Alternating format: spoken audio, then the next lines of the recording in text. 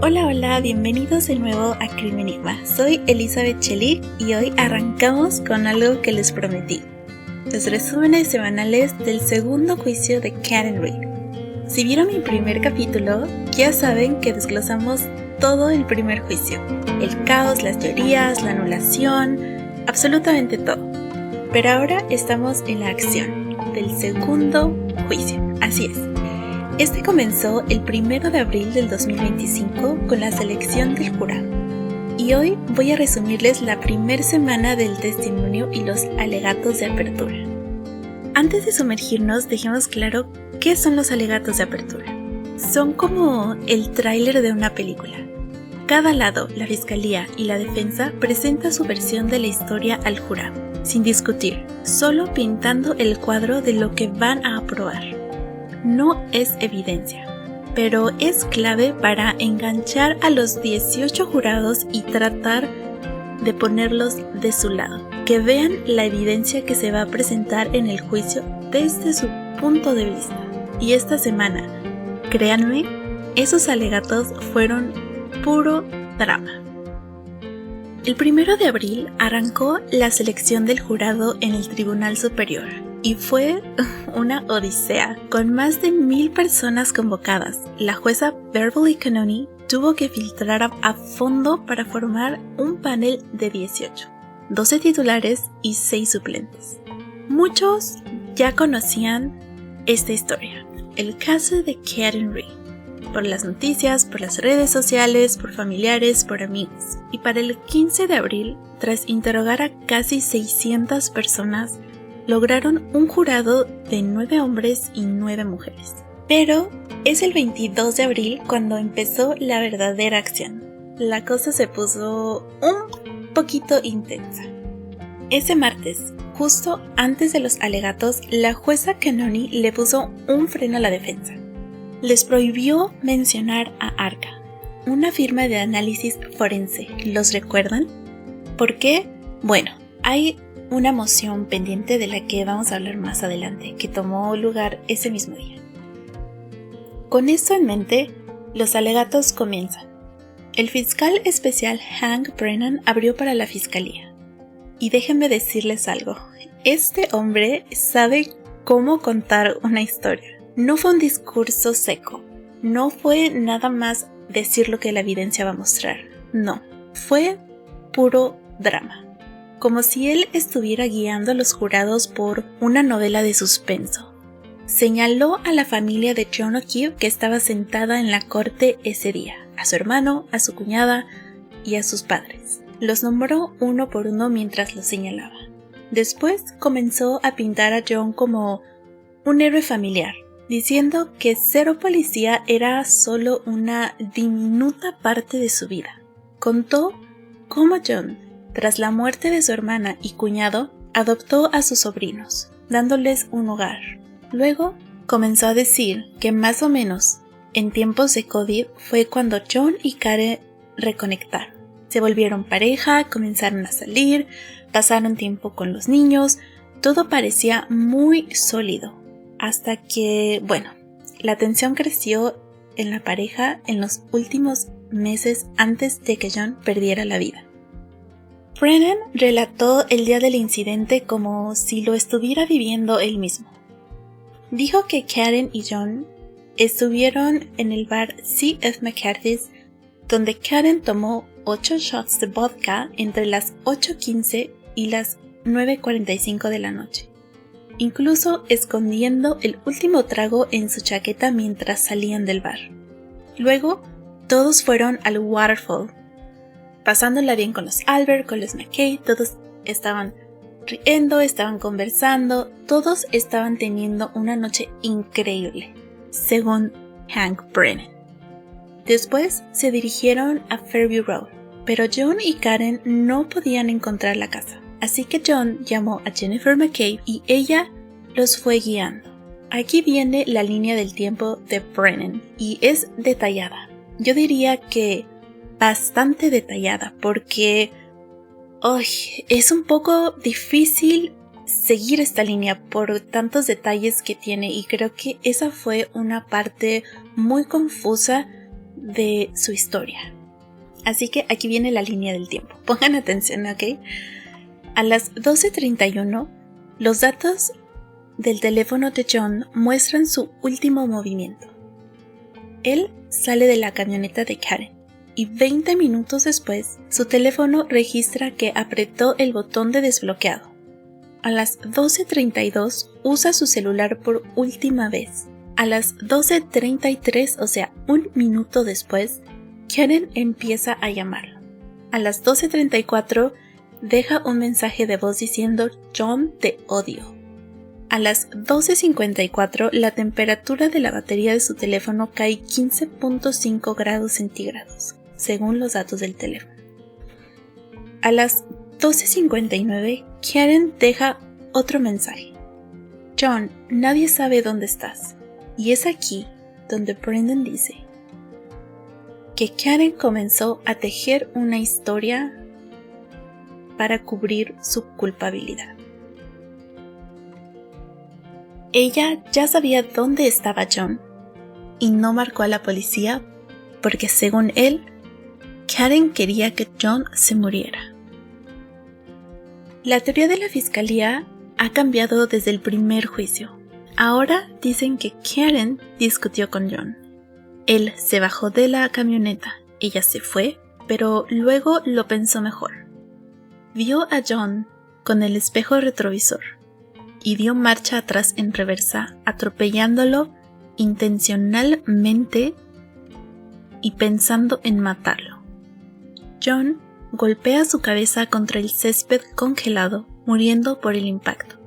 Brennan prometió que los datos del chip del vehículo de Karen van a corroborar esta línea del tiempo. Luego habló de cuando Karen con Kerry Roberts y Jennifer McCabe buscaron a John en la camioneta. Cuando llegaron los paramédicos y la policía, llevaron el cuerpo de John al hospital, donde Karen también fue llevada después de estar teniendo pensamientos de acabar con su vida.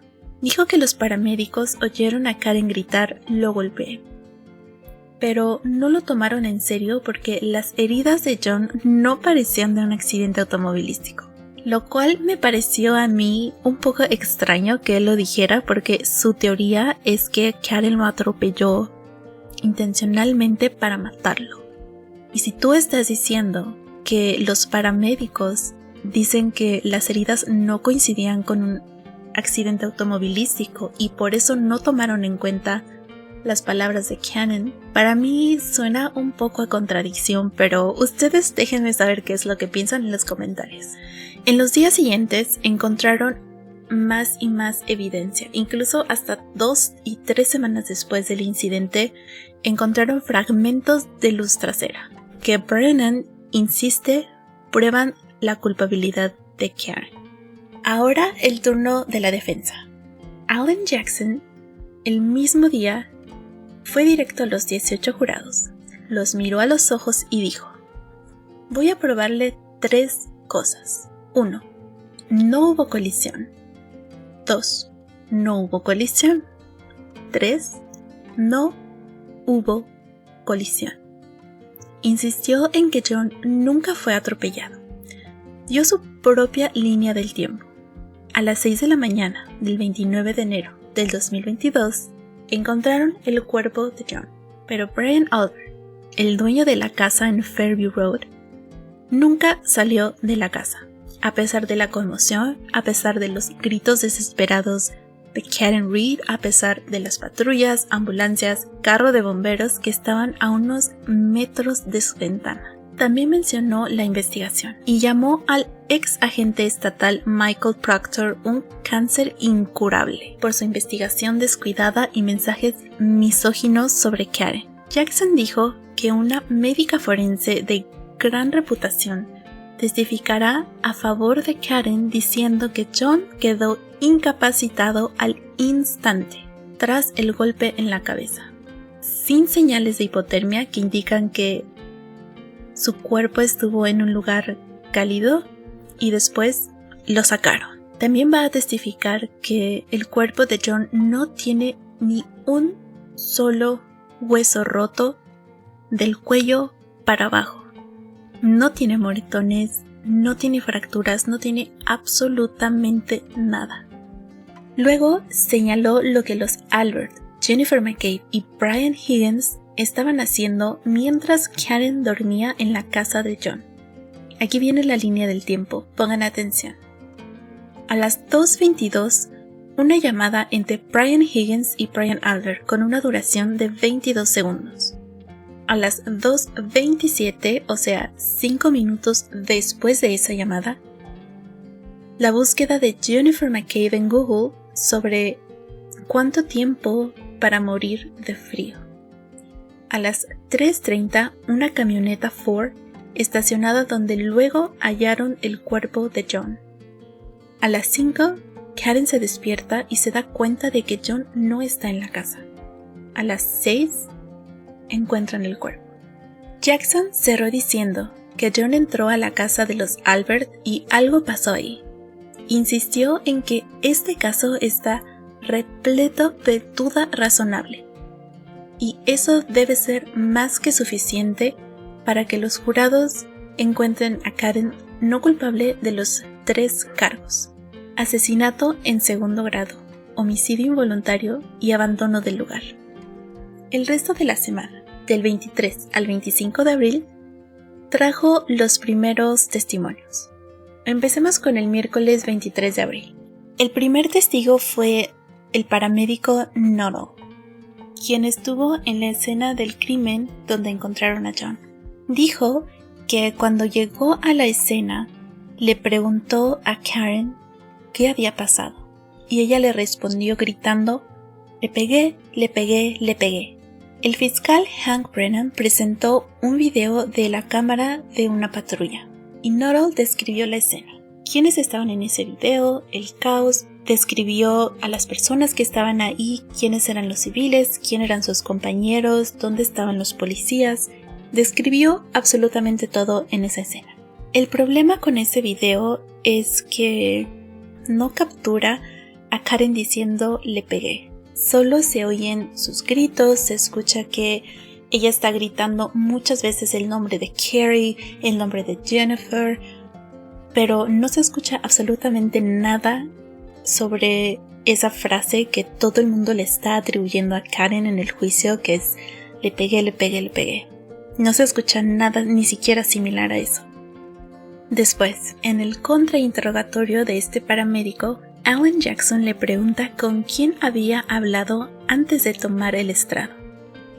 Nuttall admitió reuniones con agentes de la fiscalía 3 semanas antes y también tuvo conversaciones con el fiscal Hank Brennan un día anterior a su testimonio. Alan Jackson le pregunta qué fue lo que se discutió en esas reuniones. Nuttall admite que básicamente lo único que discutieron fue su testimonio del 2024, donde Karen le dice "le pegué, le pegué, le pegué". Y eso fue lo único que se discutió. Jackson, con sus preguntas, empezó a sacar inconsistencias en el testimonio de este paramédico. En el primer juicio, Nuttall dijo que Karen le dijo 2 veces, no 3, "le pegué". Esto realmente para mí no fue como algo espectacular, porque digo 2-3 veces, ¿qué más da? Pero en una entrevista con Michael Proctor, el agente estatal, dijo lo siguiente: "Una mujer que presuntamente es Karen Reed le dijo a otra mujer, 'le pegué', una vez, no 2, no 3, nada más una vez, y no le dijo a él, sino se lo dijo a otra mujer". Pero claro, cuando es confrontado con estos testimonios anteriores, él dice no recordar nada de esa entrevista, que no sabe de esa entrevista, no sabe lo que dijo, no recuerda. Esa es su justificación. En este juicio, dijo que Karen le dijo estas palabras de "le pegué" mientras él estaba realizando RCP a John. En 2024, hace un año. Dijo que Karen estaba rezando junto al cuerpo de John mientras él y sus compañeros le realizaban RCP. Cuando Jackson lo presionó, Nuttall negó lo de la parte de rezar. Dijo que él en ningún momento en su testimonio mencionó ni siquiera esa palabra. Las contradicciones sobre cuándo y dónde Karen dijo estas palabras se apilaron más y más y más, y el jurado seguramente lo notó. Ese mismo día, antes de pasar a Katie Roberts, Brennan mostró un video en las pantallas de la corte. Una entrevista de Karen con ID Discovery en 2023, donde Karen admite que dijo lo golpeé, pero no sabe si fueron tantas veces como la policía está alegando. Fue un momento un poco tenso, como si Brennan quisiera que el jurado dudara de Karen. Luego viene el segundo testigo, Katie Roberts. Si viste mi primer video, sabes que es una amiga de la infancia de John, muy cercana. Dijo que conoció a Karen en julio del 2020 y que empezaron a verse más seguido a partir de ese momento. Después, Brennan cambia de tema y comienza a preguntarle los hechos que ocurrieron el 29 de enero del 2022. Katie contó que Karen la llamó gritando: Katie, John está muerto, y le colgó. Katie, después de recibir la llamada, llamó a emergencias, pero no había reportes de John o Katie. Después comienza a narrar cómo ella, Karen y Jennifer McKay comenzaron a buscar a John. Fueron a la casa de él y entraron a buscarlo dentro de la casa, subieron a las diferentes habitaciones, buscaron en el sótano, buscaron en todos lados. En un momento dice que cuando estaban en la parte de arriba, en el segundo piso, vio a Karen parada en la habitación principal mirando a la cama donde ella dormía con John. Después salieron y en ese momento dice que Karen les dijo: miren, mi calavera está rota y le falta una pieza, refiriéndose a su camioneta. Jennifer y Katie realmente no prestaron atención a esto que les había dicho Karen. Lo que hicieron fue ignorarla y subirse a la camioneta de Karen. Como ya sabemos, Katie iba manejando, Jennifer iba de copiloto y Karen iba en el asiento de atrás. En ese momento estaban decidiendo hacia dónde ir a buscarlo. Karen les dice que ella lo último que recuerda es haber dejado a John en el waterfall. Entonces les pide que vayan ahí a buscarlo. Jennifer McKay interrumpe y le dice: no Karen, estás equivocada. Tú estabas estacionada afuera de la casa de mi hermana. Yo te vi por la ventana. Seguramente ahí es donde dejaste a John. Con esto en mente, Karen y Katie deciden que es una mejor idea ir a la casa de la hermana de Jennifer McKay a Ferry Road, así que se dirigen para allá. Había mucha nieve y viento, apenas se veía, la visibilidad era realmente mala, es lo que dice Katie. Después dice que McCabe mencionó a la mamá de Bella, que es una ex de John, sugiriendo que él podría estar con ella y por eso no había regresado a la casa, porque ella vivía a unas cuadras de donde vive la hermana de Jennifer McCabe. Y esto fue un comentario un poco extraño, nadie realmente prestó atención y justo cuando estaban acercándose a la casa, Karen gritó: ahí está, es John. Katie dice que ella no vio absolutamente nada, pero paró el carro y abrió la puerta. Karen salió, corrió hacia John, comenzó a quitarle la nieve que estaba encima del cuerpo y entonces Katie estacionó la camioneta y después salió también ya había visto que Karen había encontrado a John. En ese momento ya fue obvio para ella que su cuerpo estaba en la nieve. Después de decir esto, hubo un receso en la corte y cuando regresaron, la jueza le dijo a los jurados que eso era todo por ese día, que ella tenía que ver unas cosas con los abogados en los que el jurado no tenía que estar presente y al día siguiente resumirían con el testimonio de Katie. Ahora bien, ¿qué era esto que tenía la jueza que hablar con los abogados? Era la moción pendiente sobre Arca. Brennan insistió en su argumento que la defensa no ha entregado toda la evidencia ni las comunicaciones con Arca. Habló que hay prueba de 99 mensajes entre Daniel Wolfe y Alan Jackson y 3 llamadas muy largas que tomaron lugar en el 2023, que se supone que ellos no tenían que haber estado hablando porque todavía eran los testigos del FBI. Al final, y para resumir esto, la jueza indicó que debe haber un interrogatorio preliminar de estos dos testigos, estos dos ingenieros, para saber qué es lo que estaba pasando y llegar al fondo de este misterio. Entonces, eso fue todo por ese día. El contrainterrogatorio de Carrie comenzó el día siguiente, miércoles 23, y fue un punto clave. Jackson preguntó con quién habló antes. Carrie admite reunirse con Brennan y revisar su testimonio del 2024. La defensa está yendo duro con este testigo, sacando cada inconsistencia posible. Jackson mostró una transcripción a Carrie en el gran jurado. Ahora bien, para los que no saben, un gran jurado es un grupo que decide si hay suficiente evidencia para acusar a alguien de un crimen o no. Esto es a puerta cerrada. En 2023, Carrie dijo que Karen mencionó la calavera rota antes de entrar a la casa, y ahora ella dijo que fue al salir. Jackson entra en evidencia un video de vigilancia de la casa de John, donde se ve a las tres entrando sin que Karen le diga nada a nadie.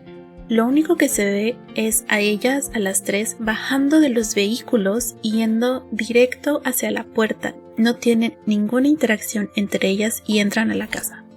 Para esto, Jackson le pregunta a Carrie, ¿en qué momento Karen interactuó con ustedes? Y es cuando ella dice, no, es que no fue al entrar, como dije anteriormente, fue al salir. Entonces le pregunta si existe un video de cuando ellas salieron, y Carol le dice que no existe ningún video de esa misma cámara de seguridad que las haya captado salir de la casa. ¿Por qué? Nadie sabe, pero hay varios videos que se borraron de esa cámara de vigilancia y nadie sabe quién fue. Jackson claramente estaba insinuando que por eso Carrie cambió su historia, porque el video prueba que no hubo ningún comentario y ninguna interacción al entrar a la casa, y por eso ahora en 2025 está diciendo que fue al salir y no hay ningún video de cuando salen de la casa. Carrie con esto se veía claramente molesta, queriendo explicar y justificar qué es lo que dijo, por qué lo dijo, pero la verdad es que solo la hizo ver todavía peor. Después Jackson cambia un poco de tema. Le pregunta sobre el oficial Lang, primero en la escena. Carrie dijo que es un amigo de ella y que también ese oficial es un amigo de los Albert. Entonces Jackson ahí con esas preguntas empieza a establecer que todos están conectados de una u otra forma con la policía. Pasan al siguiente tema, las entrevistas que le hicieron a Carrie. Su primera entrevista fue el 29 de enero, en su comedor, en su casa. El agente que la entrevistó no grabó esa entrevista, no hizo notas sobre esa entrevista y el reporte que hizo es muy vago. No hay detalles, no hay absolutamente nada de valor. Después, su segunda entrevista fue en casa de Jennifer McKay. Aquí viene un testimonio importante. Jennifer y Carrie armaron juntas una línea del tiempo sobre los hechos que pasaron esa noche. Carrie dice que la mamá de John O'Keefe les pidió que hicieran esa línea del tiempo y la hermana de Jennifer, Denise, fue quien la escribió. Después de haber terminado su línea del tiempo que armaron las dos juntas, llegaron los agentes a hacerle la entrevista a Carrie. Ella dice que ella y los agentes estaban en la sala, mientras Jennifer estaba en la cocina. Ahora Jackson le pregunta si sabía que Jennifer McKay estaba enviando mensajes en un chat familiar sobre lo que Carrie le estaba diciendo a los agentes. Carrie niega haber sabido que McCabe estaba haciendo esto. Y Jackson comienza a hacer una serie de preguntas donde deja ver que Jennifer estaba en todo momento con Carrie. El día de las entrevistas, el día antes de las entrevistas, el día de que ella rindió testimonio en el gran jurado, Jennifer estaba con ella justo momentos antes de que Carrie tomara el estrado. También le marcó antes de su testimonio en este juicio, según Carrie, para desearle suerte. Pero creo que todos podemos asumir que fue un poco más de eso. Ahora bien, esta es la inconsistencia más grande que hay en el testimonio de Carrie. En el 2023, en el gran jurado, Carrie juró que Karen le pidió a Jennifer McCabe buscar algo sobre hipotermia. Ok, esto está vinculado a la búsqueda de Google de cuánto tiempo para morir en frío. Pero ahora, después de ser confrontada con ese testimonio, Carrie admite que mintió. Sí, ese día, en el gran jurado 2023, Carrie le mintió a los jurados diciéndoles que ella misma escuchó a Karen pedirle a McCabe que buscara algo sobre hipotermia. Ahora dice que en ese momento se sentía confundida porque la línea del tiempo que había hecho con McCabe influyó en su testimonio y pensó que había escuchado a Karen decirlo, pero realmente ella no escuchó nada. Jennifer le dijo que Karen se lo había pedido, pero ella no escuchó absolutamente nada, a pesar de que las tres estuvieron juntas todo ese tiempo. Después vamos al tercer testigo, Peggy O'Keefe, madre de la víctima. Brennan básicamente hizo preguntas para humanizar a John, pintándolo como un hijo devoto, el tío que adoptó a los sobrinos. Algunos dirían que también quiso que el jurado sintiera lástima por ella, la madre de la víctima. Lo único realmente relevante del testimonio fue que tras volver del hospital, donde declararon muerto a John, Peggy y su familia fueron a la casa de John para contarle a los niños lo que había sucedido. Entonces, Karen, su padre y su hermano, unos minutos después, tocan a la puerta. Son bienvenidos y lo único que Karen le dice a Peggy es que necesita ir por sus cosas arriba.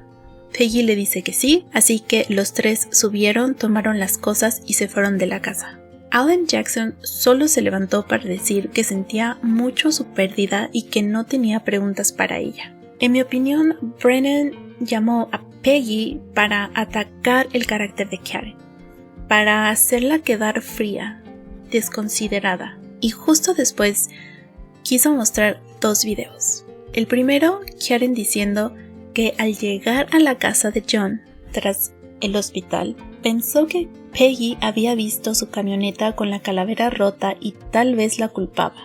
Dijo que Peggy la miró de una forma en la que la hizo sentir culpable o acusada de algo, que fue muy incómodo, y le dijo a su padre que solo tomaran sus cosas y se fueran.